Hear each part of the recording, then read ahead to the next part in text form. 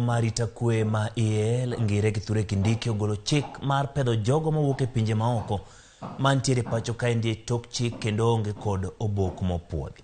Kindiki wacho ni jogo mamole pacho kaendi maonge obok nyalo rocho weche mag arita kwe.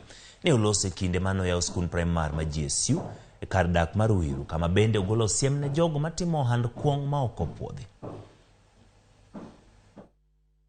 Nataka niseme tumetangaza vita na wale ambao wanajenga mijengo na manyumba ambayo haijahitimu ile kanuni za ujenzi.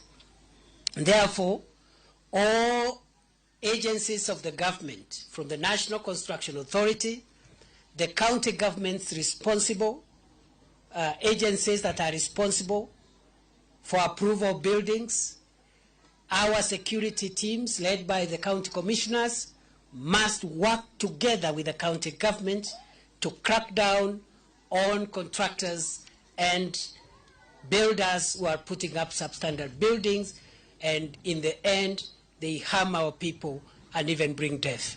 Hakuna tofauti ya ule landlord anajenga nyumba ambaye inaporomoka na kuua watu 10. Hakuna tofauti ya huyo mtu na ule magaidi ako huko North Rift anaiba ng'ombe na kuua watu. Vijana wamepotelea kwa pombe na madawa, vijana wanaume, vijana wasichana. Sisi kama wazazi na viongozi hatutaketi tungojee kuona kizazi kizima kikiangamia. Kwa sababu kesho hatuna uhakika, tuko na watu ambao wataketi hapa kama viongozi. We are not sure. We are not sure that tomorrow we have members of parliament and MCAs.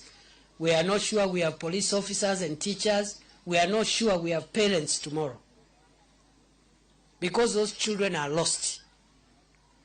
Kwa hivyo vile tunapigana na magaidi, vile tunapigana na wezi wa mifugo, vile tunapigana na wao wengine nimesema, tumetangaza vita vile kupigana na wale ambao wanauzia watoto wetu pombe ambaye si haramu, haijapimwa, haiko na afya na imewekwa makemikali na vitu zingine kule ndani ambayo inadhuru afya ya watoto wetu.